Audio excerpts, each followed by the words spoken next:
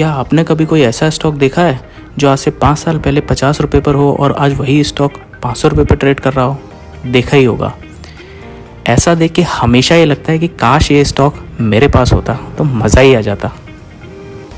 तो आज के इस वीडियो में हम जानेंगे कि कौन से होते हैं ये स्टॉक्स जो आपके पोर्टफोलियो को सीधा 10x या 20x तक ले जा सकते हैं और कैसे इन स्टॉक्स को पिक करने का एक 5 पॉइंट सिंपल प्लान होता है।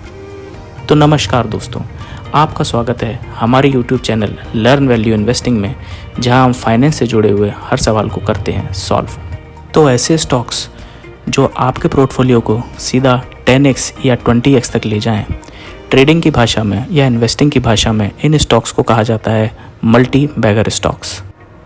तो हर इन्वेस्टर चाहता है कि उसके स्टॉक पोर्टफोलियो में भी कम से कम 3 या 4 ऐसे ही मल्टी बैगर स्टॉक्स हों जिससे कि उसका पोर्टफोलियो एक काफ़ी अच्छे पेस पे ग्रो कर सके। तो इन मल्टी बैगर स्टॉक्स को पिक करने के लिए आइए जानते हैं एक 5 point simple rule.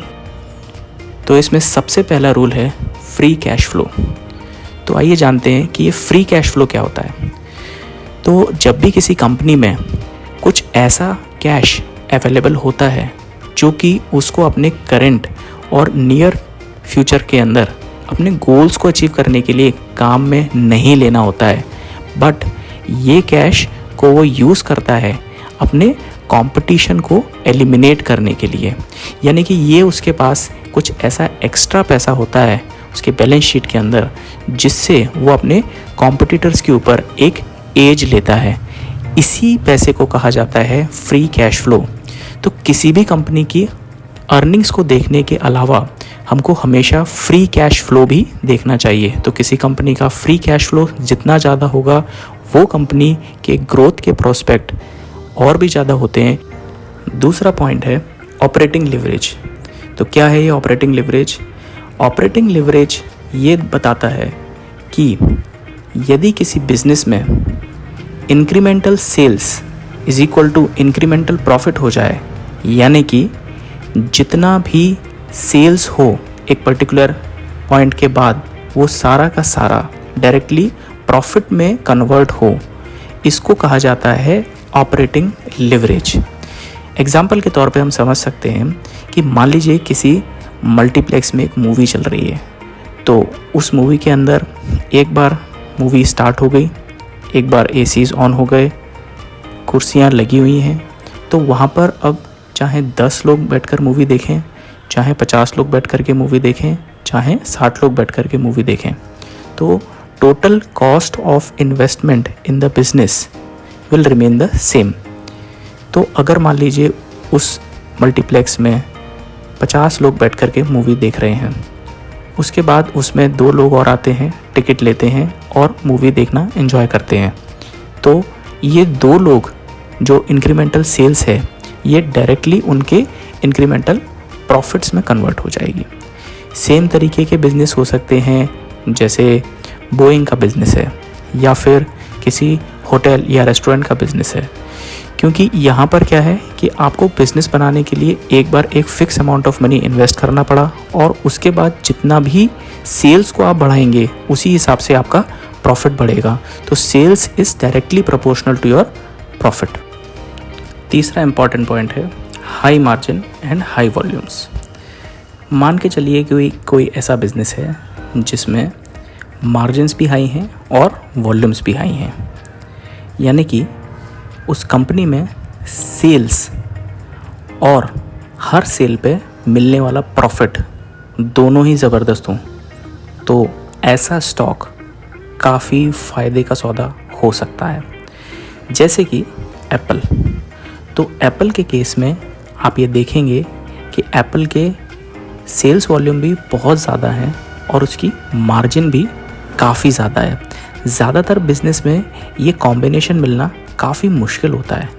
For example कि मान लीजिए कि कोई कार मैन्युफैक्चरिंग कंपनी है, तो कार मैन्युफैक्चरिंग कंपनी की जो एक लो बजट कार होगी उसकी सेल्स ज़्यादा होगी लेकिन उसमें मार्जिन काफ़ी कम होगा। इसी के उलट यदि उसकी कोई हाई रेंज सेगमेंट में कार होगी तो उस केस में उसकी सेल्स का वॉल्यूम काफ़ी कम होगा, ऑल्दो उस केस में मार्जिन्स काफ़ी ज़्यादा हो सकते हैं। तो ऐसे बिजनेसेस जहाँ पर हाई मार्जिन हो और हाई वॉल्यूम्स हो, ये काफ़ी अच्छा स्टॉक या बिजनेस हो सकता है आपके इन्वेस्टमेंट के लिए। इसके अलावा EPS यानी कि अर्निंग्स पर शेयर, ये भी एक इम्पॉर्टेंट मैट्रिक होता है जब आप किसी मल्टी बैगर स्टॉक्स को पिक करते हैं। EPS यानी कि अर्निंग्स पर शेयर, ये दर्शाता है कि कंपनी की अर्निंग्स पर शेयर में कितना डिस्ट्रीब्यूट हो रही है। तो जितनी ज़्यादा अर्निंग होगी उतनी ही पर शेयर वो अर्निंग डिस्ट्रीब्यूट होगी और उतना ही इन्वेस्टर को फ़ायदा होगा। तो EPS में बढ़ोतरी यानी कि आपके स्टॉक के प्राइस में बढ़ोतरी। 5वां इम्पॉर्टेंट पॉइंट है P रेशो एक्सपेंशन। तो सबसे पहले आइए जानते हैं कि P रेशो क्या होता है। P रेशो का मतलब है share price divided by earnings पर शेयर। तो जब आप किसी शेयर के P रेशो को कैलकुलेट करते हैं तो उसकी करंट शेयर प्राइस को देखते हैं और उसके EPS को देखते हैं।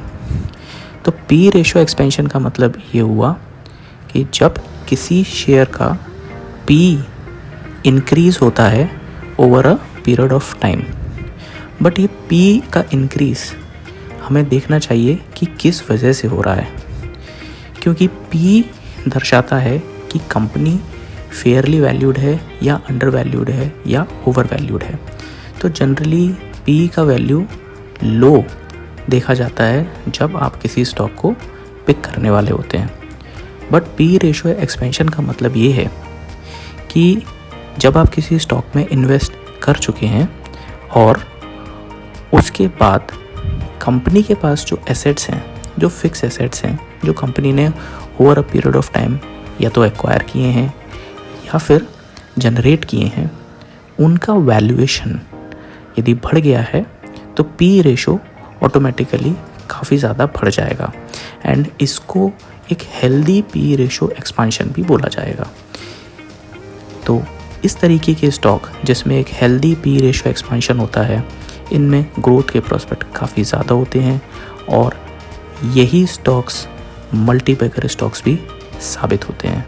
तो ये थे वो 5 पॉइंट रूल्स जिसकी मदद से आप भी अपने लिए कोई मल्टी बैगर स्टॉक ढूंढ सकते हैं और अपने पोर्टफोलियो को 10x या 15x या फिर 20x तक ग्रो कर सकते हैं।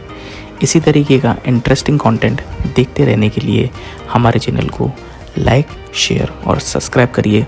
धन्यवाद।